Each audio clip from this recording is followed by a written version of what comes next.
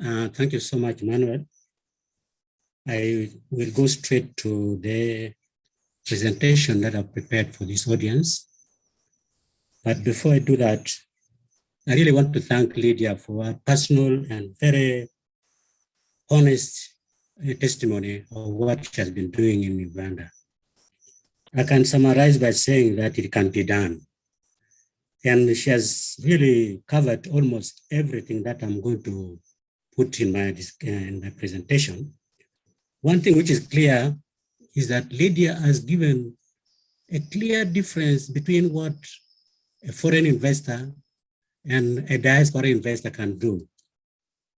A foreign investor will go strictly for profits.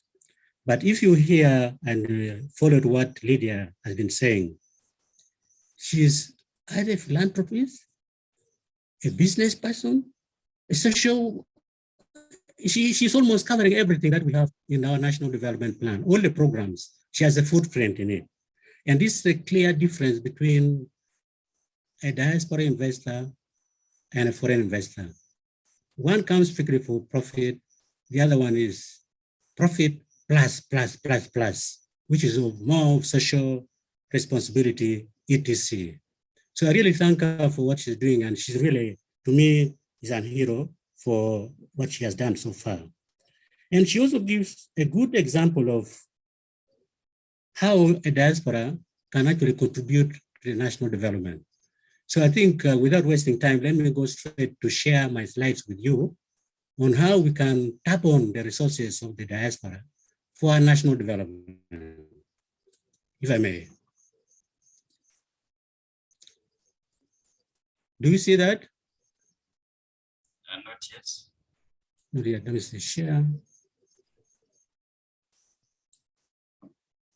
How do I do this now?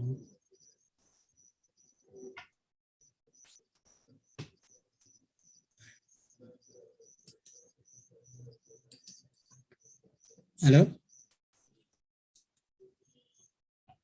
We are not yet seeing your presentation. You can share it. You're not just seeing the screen? Not yet. Not yet. Let me see.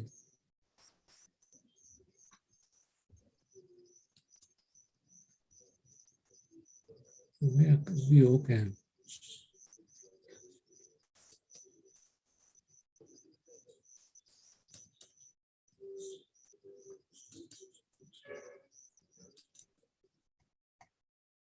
Is that okay now? It's coming. Yes. Do I make it full view? Yes. Yes, please.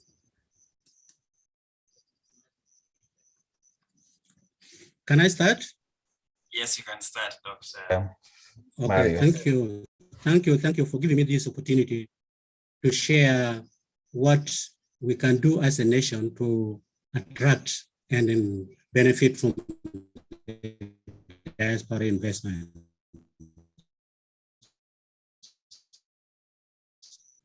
My presentation will first, because we should all be starting from the same page.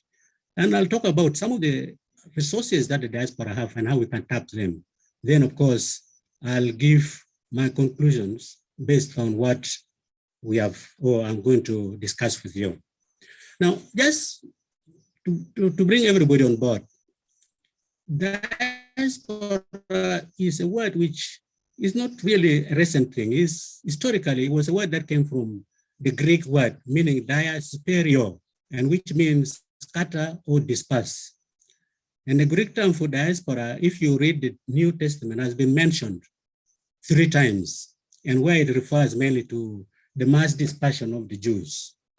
And the first significant Jewish diaspora was the result of the Babylonian exile in 586 BC.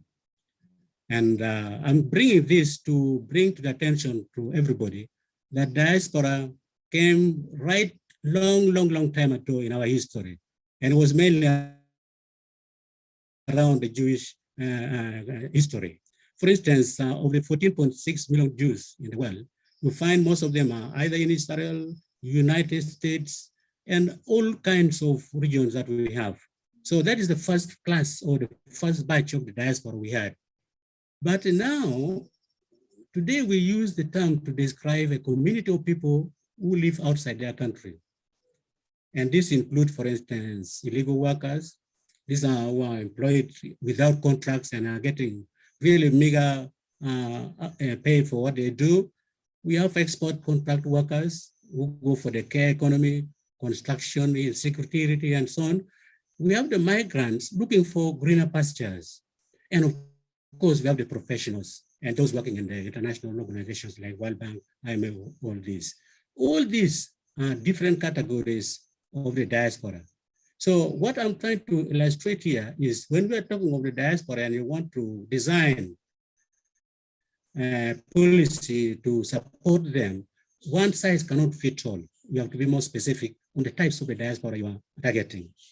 And often their earnings range from very low, extremely very low, to very high. And what I normally describe as the lower one is what we call tiers of misery. And then the higher incomes are what we call tiers of joy. So these are the kind of categories of the diaspora we have, not only Ugandan diasporas also, but for all other diaspora in the globe. So it's really a heterogeneous category, and therefore, I still repeat, designing a policy must also look into account or take into the characteristics of the diaspora we are wanting to target.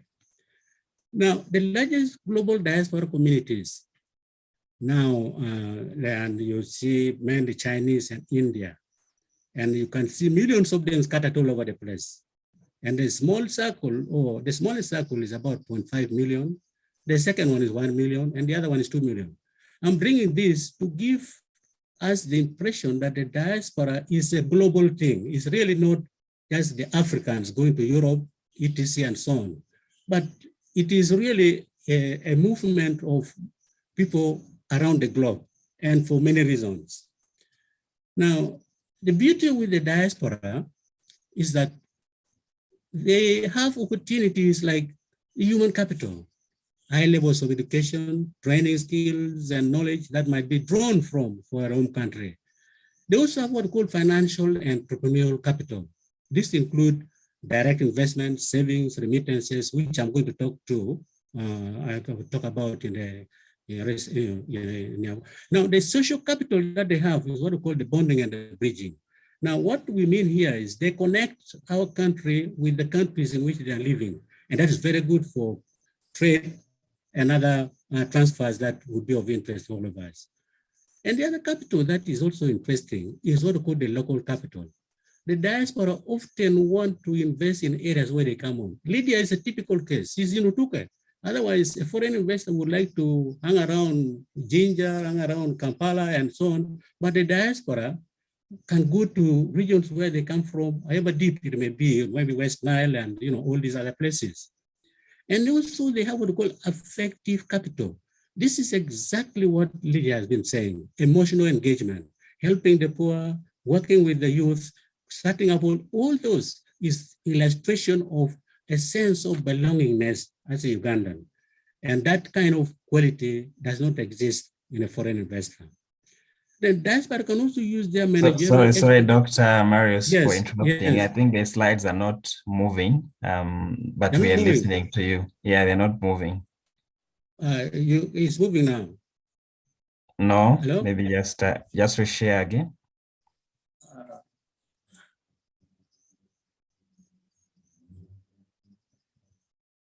But you can keep talking. Let me just talk. Let me just talk. Yeah, we'll definitely share the slides with the so audience. I'll share the slides, but if you can hear me very well, that's fine. Yes, we can. Thank you. Go ahead. For an economy like that of Uganda, there are many channels through which the diaspora can contribute. The first one is the popularly known, and everybody now associates the diaspora with remittances. This is just part of the resources that they really have. And you have the savings, you have the skills and technology transfer, you have the trade links and promotion. All these are possible things that we can tap from the diaspora, not necessarily just for the remittances that we've been talking about. Now, what is this? Now, okay, let me start by the talking about the remittances. Now, with the remittances, when we look at it from the macro level, they contribute to employment creation. We all know that is because when they come direct to households, they can start some micro enterprises and so on, creating employment, that is. But also, beyond that, the African Development Bank now has actually helped out most of the African countries to factor in the remittances, especially when they are doing what we call sovereign rating. Sovereign rating is just an assessment of a country about their credit worthiness. So the more remittances you get, actually the higher sovereign rating you can get. And the higher sovereign rating you get, the more access you have to financial institution resources and so on. It makes you be more credit worthy.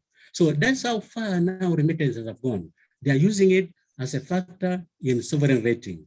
And also they can be used to promote the image of the country, especially for the future remittances that flow in. Countries like Brazil, El Salvador, Mexico, Panama, and Turkey have used the diaspora remittances to back up their securities to raise external financing. And remittances, we also know, do help in stabilizing our exchange rates, especially in Uganda here. Now, imagine if the $1.5 billion that flow in were removed from the economy. Definitely that would be reflected in the exchange rate volatility and so on, and generally what we call macroeconomic stability. So in a way, at the macro level, although the remittances go to individuals, to households, they have an impact at the macro level, as I said, macro stability, and also for sovereign rating improvement and employment creation. Now, at the household level, we know that the remittances normally go direct for purposes of helping families to take care of their education, health, etc., and so on. But definitely, if you look at this in totality, it also helps in helping in poverty reduction and human capital development. Human capital development is education, health, and so on. So basically, what we're saying is that remittances do impact not only at the macro level, but also at the household level. Am I clear? Are they hearing me? Or? Yes, you're very clear. You're very clear. Okay, very good. Marius. Yeah, thank you. Now, at the global level, the factors that contribute to growth are actually affected too by the remittances inflow. Now, migrants' determination to support their families in times of need and so on, all these do impact on the remittances and so on. Now, according to the World Bank data, we have, unfortunately, you can't see the slide, so I don't know how you'll be following this.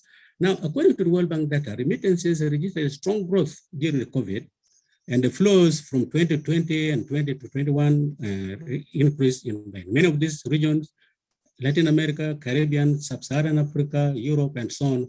All these showed that remittances are on the rise. Now, if you look at the global remittances flow, the biggest countries that get the biggest remittances, the highest remittances, are India and China. Remember, I said at the beginning of my presentation that China and India have the largest communities of the diaspora, and it is also reflected in the remittances flow. So basically what he's saying is that the more diaspora communities or the larger the population, the more remittances the country get.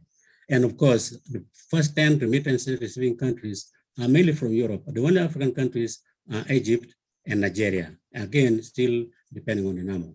Now, when you look at the global remittances, FDI and ODA, remittances actually over and above the ODA now, and compared to what we used to get in the 60s and so on. So remittances has become a very important element to our national economy.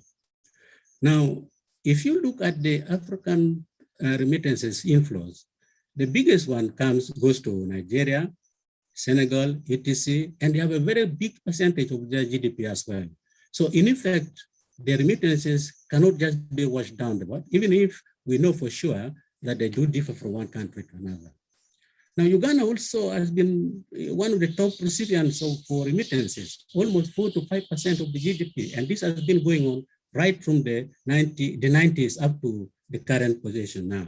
So it has been a very important element in our economy as well.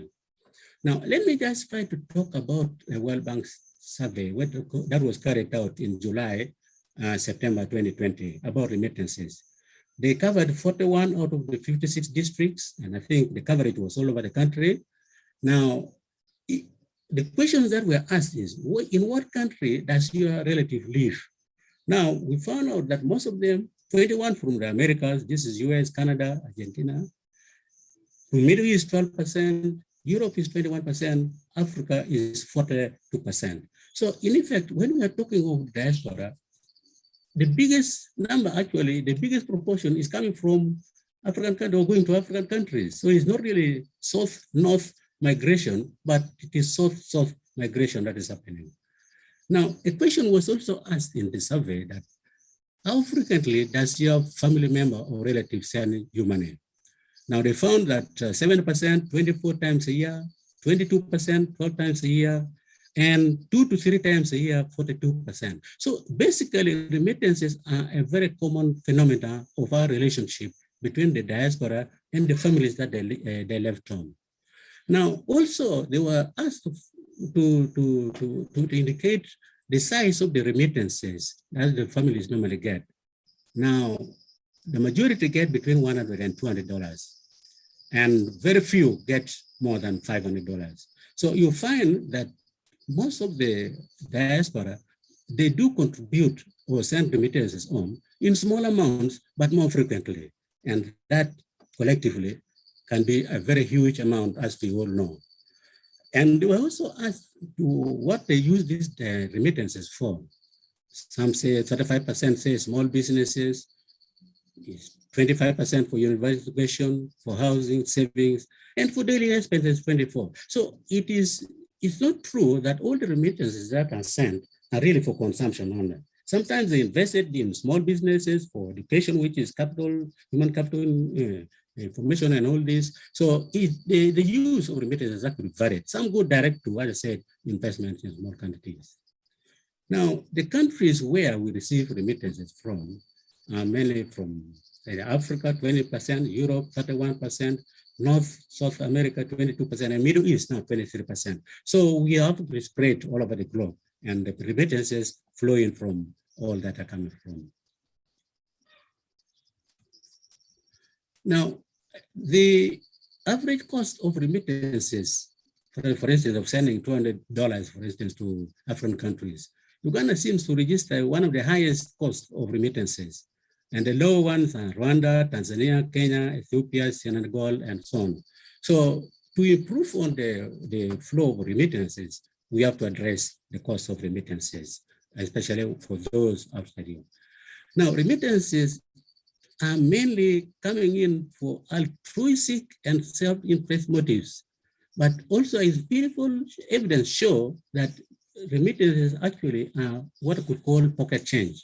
Pocket change in the same sense that there's substantial other financial assets that are left behind with the diaspora.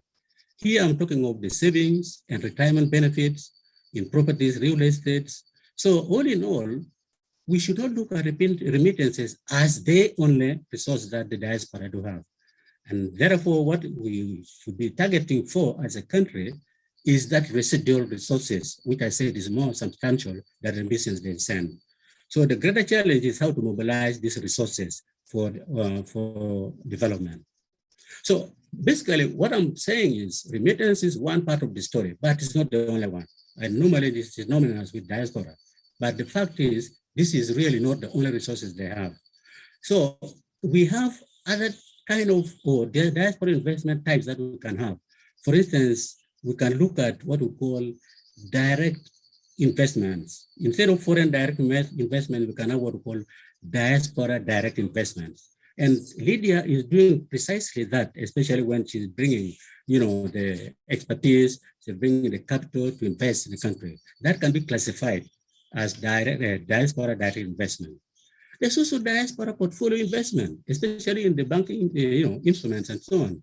Then there's diaspora bonds, and most importantly, the diaspora philanthropy. And that is exactly what Libya has been talking about.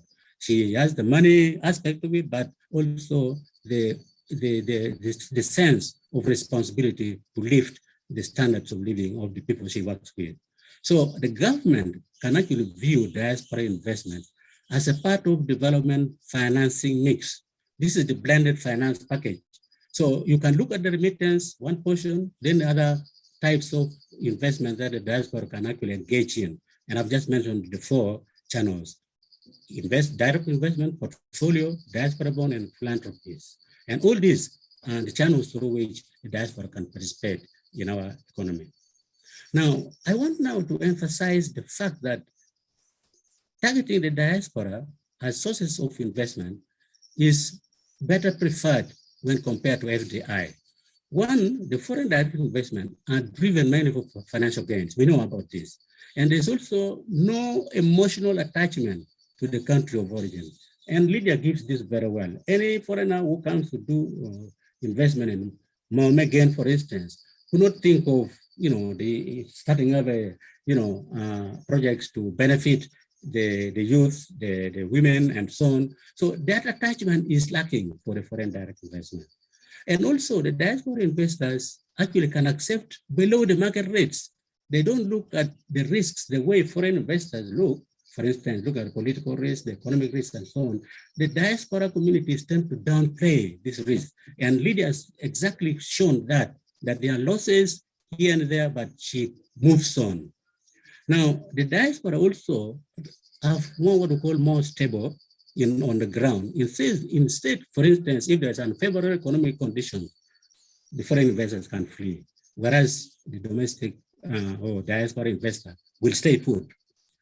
Now, so the most important thing is to look at the diaspora community as a new source of investments.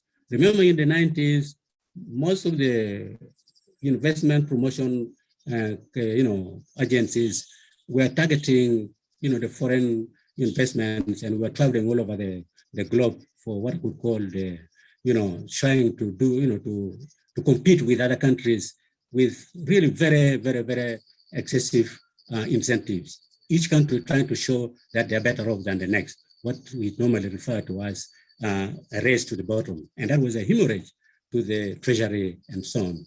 And that is not necessary, especially with the diaspora communities, because they know the country very well.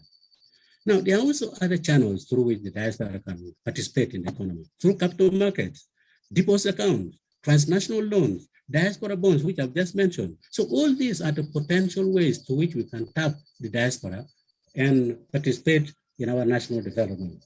So remittance, as I said, is just one story, but the rest of the more bigger stories actually come from the way we can tap the resources from the diaspora communities.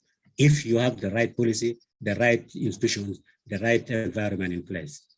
Now, I've said all this, but they normally get challenges, especially when they want to get involved in investments in the country. I don't want to repeat the trust again. Trust is really a very, very key element, especially to promote the diaspora investments in the country. For instance, if you talk of land transactions, you find a piece of land sold to more than one party, and also may even have fake titles, and all those. Stories abound of diaspora who have been ripped off because of those. So the issue of trust is very important. And the trust here is not only among the people they deal with, but also with the government. And some of the issues they raise as challenges also is government institutions are weak and sometimes not providing what they're supposed to be doing. Unfortunately, the diaspora may want to get involved in some business which require them to be on ground. And you can imagine if you have to supervise all this through by remote, you find it extremely difficult to get back your money you've invested. And the poor work ethics make it even harder for the diaspora to operate. And I think most of those who have been ground and know all this that I'm saying. So those are some kind of environment which is not very conducive for somebody to invest remotely. Now, there is also generally the lack of government support structures for diaspora.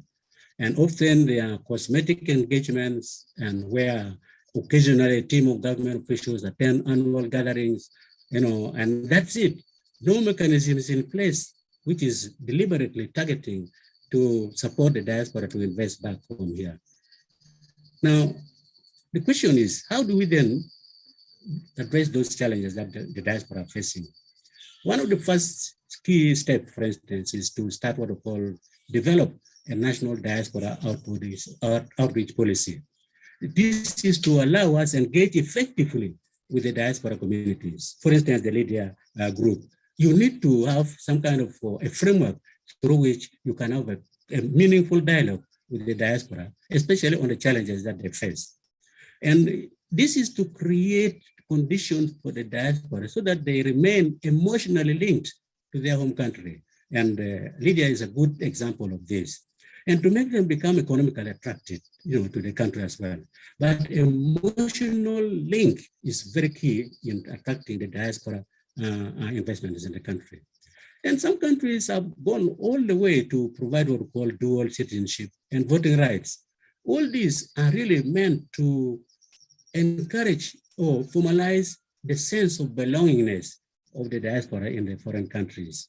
And it pays off, especially for taking steps to show the diaspora that they are one of us, they are part of the constituency, they are brothers and sisters, and they can only be shown by government through giving them the opportunity to vote and also to have the dual citizenship. Now, we also need to have what we call free diaspora movement. When I say free, when you are coming to Uganda and you have a different citizenship, this issue of paying visa and so on, it negates the whole process, because I remember one family came from the US, was telling this family that let's go home to Uganda. They arrived at Entebbe airport, and the man was lining up with his family for visas. And the children asked, hey, but you said we are coming home. How come we are lining for the visas again? So these are issues, they look trivial, but they are very important in encouraging the diaspora to move freely in terms of across the borders. And some countries, for instance, India, they have special cards, green cards, which you don't need to, once you have, like, for instance, our national ID could actually be as a way of, look at it as a green card. Once you reduce that, you should not pay for visas and this kind of setup and so on. So the bottom line is, how can we facilitate free movement of the diaspora whenever they're coming back home and so on? And possibly we could even look at making their social rights, pension, saving schemes portable. In other words, to be transferred from where they are back to Uganda. There could be arrangement between National Social Security Fund and those other institutions for the portability of some of these rights of the diaspora. Now, so to attract the diaspora investment, you should get the trust issue taken care of, because this is very important. And in fact, building partnerships between government and diaspora is much more likely to succeed if there's a strong foundation for good communication and effective diaspora engagement strategy. In fact, what is important is to show that they care for us and we care for them. It is a two-way kind of traffic. And all parties must feel that they are deriving value from such a relationship. So building trust is very key. And this would also include steps to improve domestic business climate, greater transparency, etc., etc. So trust is a very important element, and I'm not going to dwell so much on it since it has already been discussed by the president and also Lydia. Now, we also may have to develop a diaspora database and meet what we could call high achievers. There are high-end diaspora out there who have the resources, but they may not have the ideas where to invest. And we have the ideas and we don't have the resources. So we could actually bring a merger between the two, the diaspora and the ideas from the country, giving them what is available for them to participate in. And we can use digital technologies as facilitators of the diaspora engagement. You don't need to travel. We have all these Zoom meeting and all this that we are doing now could be used to engage with the diaspora. What we need to do is to identify key development projects, engage them in the national development program, intervention projects, and so on. The link between the diaspora and development actually should be clearly stated. And of course, they should be included, especially in most of our documents that we write based on what we need the diaspora to participate in. Easy issue of incentives can come in as well. And we identify the obstacles and get rid of them or find ways of making them cheaper to invest in the country. So lack of appropriate banking structures, lack of support to diaspora networks, and all this are deterring the diaspora to invest in the country, and we need to address those.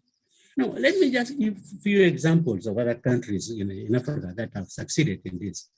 Ethiopia, for instance, their sustainable development poverty reduction strategy involved the diaspora participation.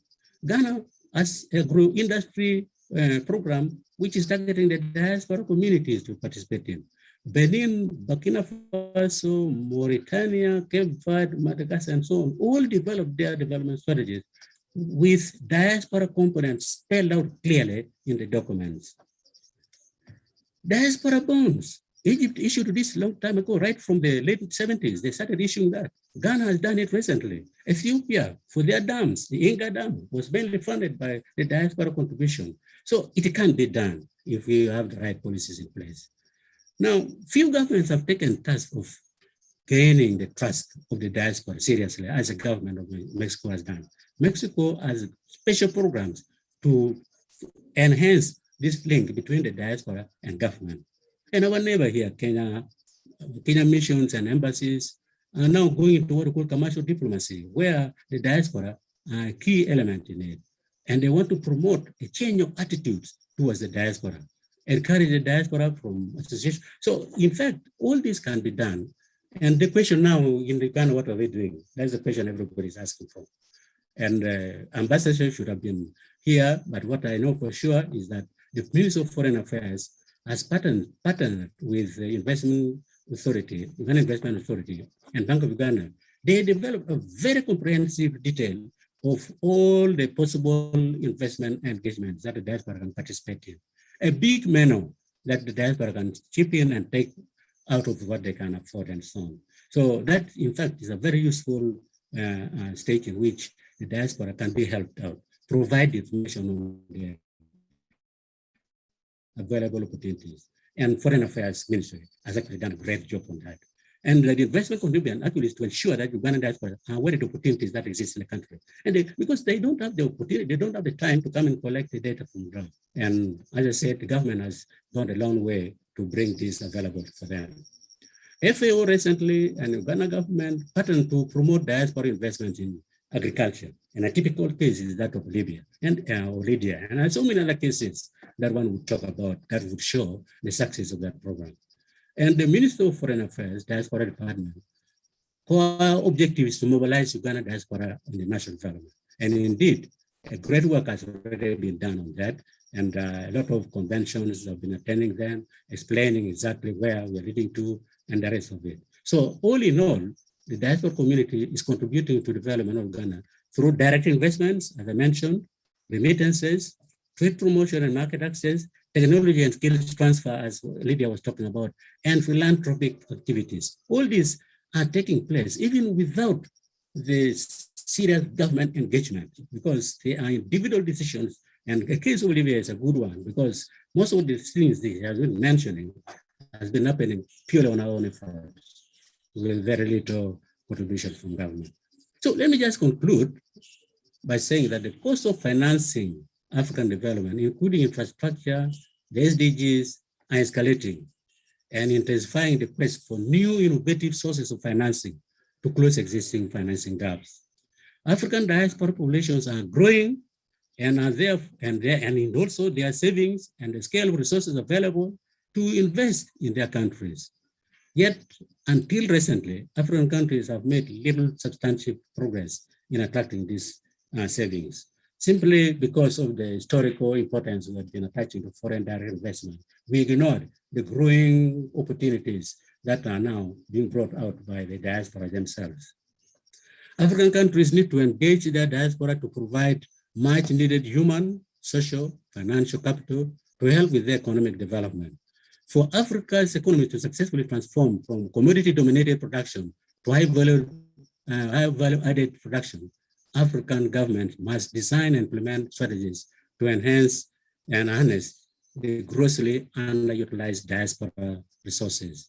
To date, the diaspora contribution to development has been viewed only in terms of remittances that primarily go to support families, which, as I mentioned earlier, is not the case. The story is much bigger than just remittances.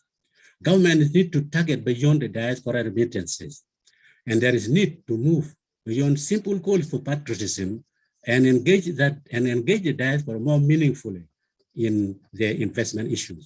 The governments need to develop national diaspora outreach policies with a view to engage with them, as I said, effectively. Now, if you look at our NDP3, for instance, we emphasize resource-based industrialization, private sector development as a way of generating employment. All this means we have to look at alternative sources of financing, and diaspora communities and the diaspora resources are giving us the opportunity to tap on them, especially, as I said, for not only investments as such, but also government to borrow through diaspora bonds and so on, if we have the right policies, the right investment in place. Now, the diaspora, I should end with the takeaways from what I've been describing. One is that diaspora are important agents of economic and social development in any country. They are actually our heroes and development partners, and they should be engaged effectively. The enabling environment in home countries is essential to maximize the benefits of the diaspora. There is generally a known fact that critical role of the diaspora remittances, both at macro and household levels, are undisputed, and we all know this. And communication and strategy outreach are centered to effective implementation of programs and policies. Now, what we need is building the trust between the government and the diaspora and their families and relatives and friends behind, they have left behind. Proper incentives and guarantees are necessary to attract financial as well as financial resources of the diaspora. Diaspora direct investment is expected to bring better business practices and technology.